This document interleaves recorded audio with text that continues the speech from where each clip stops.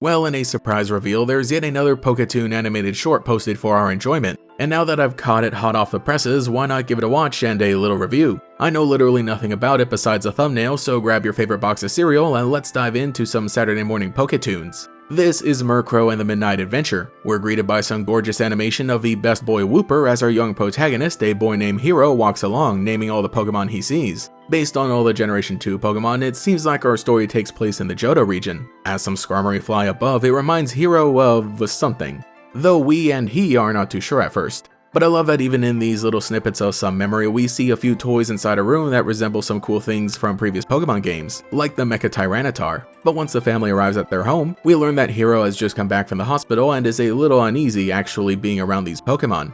And as he continues going about his house and the other Pokemon around him react in odd ways, I genuinely love how the mystery is being built up. While it might have started out feeling like some sort of typical day for a kid in the Pokemon universe, it's revealed that we're actually tuning in during the middle of a story. Hero seems to have some memory loss after whatever happened, so it is cool to place the viewer in that same position. We're starting to gather more pieces of a story alongside the protagonist. And I love Aipom and Cyndaquil getting to be some prominent Pokemon as they're the ones that grew up with Hero, so it's really cute how they're helping to ease back into home life, knowing that they initially startled him by accident, and by dinner time he's back and hanging out with all the family Pokemon who seem like a fun bunch. The parents are also nice. I love the character design overall and the visuals especially. It feels a lot like a pretty standard modern anime, but there's like something about the colors and line art that feels a bit new for the franchise, but also perfectly captures the Pokemon themselves. The television plays an advertisement for the Johto League, and that's when Hero starts to remember that that was his dream. Only now am I realizing that his necklace sorta resembles a homemade gym badge. That's a pretty cool detail. At night, he hears the same Murkrow from before and begins to gain back a few more memories, so he heads out into the woods at night, you know, a normal thing to do.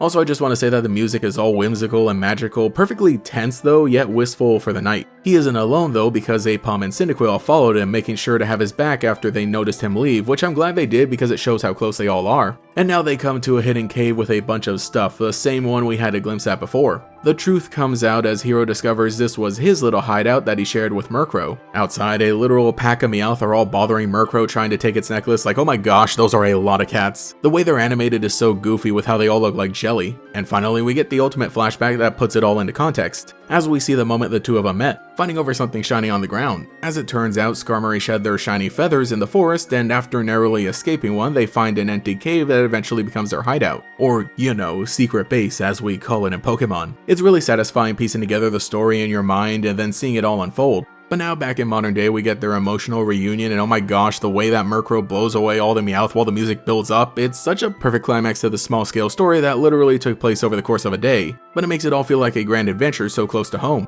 And that is where things end. There's a nice song over the credits, Midnight Runaway by Eve, and it's also a great idea to include additional visuals that not only give you a hint toward their future adventures, but also some cool little Murkrow moments. Overall, I was really a fan of this one. I think the setting and scale are perfectly restrained while still crafting a fun narrative with pieces that are set up early on and executed later without explicitly explaining. Generally pretty simple, but that works to allow the viewer to figure things out, and it doesn't make it feel like you're missing out on not seeing Hero and Murkrow go from here. Instead, it wonderfully captures an impactful moment between them. That's really all it needs to be. And well, that's about all there is for this installment of PokéToon. Again, things worked out when I covered them all at once, but that's when I thought we were done. Well, we were, but Pokemon decided to treat us to one more. Definitely one of my favorites, and I'm glad this one sticks with a runtime over 10 minutes. It spent that time perfectly. So let me know what you think in the comments below and what you'd like to see if we get any more episodes in the coming year. Anyway, I should get back to sleep myself. Midnight is cool and all, but you gotta know when to sleep, otherwise you can't watch the sunrise in the morning. Thank you to every channel member for your continued support, including the Great Gators, Dylan's Potatoes, Fred, SP Jump, Micah, Gavin Arik, Alex Switch Shiny Hunts, DeAndre, GigaWiiU64, Justin Dowes, Queued Up, Isyan, Tyler Hopper, Lockadox, KoiKoi13, Cemetery Hill, Cosmo Zero, Cheez-It62, GatorKid509, TF, Mathaclog947, Taijirai, Justin R, Phantom, and Quago. If you would like to support, see your name here, get access to emotes for comments, live streams, sometimes early videos, and our monthly members only podcast that I'm getting caught up on, you can become a channel member today. You can also follow me on Twitter and Blue Sky as well for more memes. Anyway, this is GatorX, and I'll catch you all later.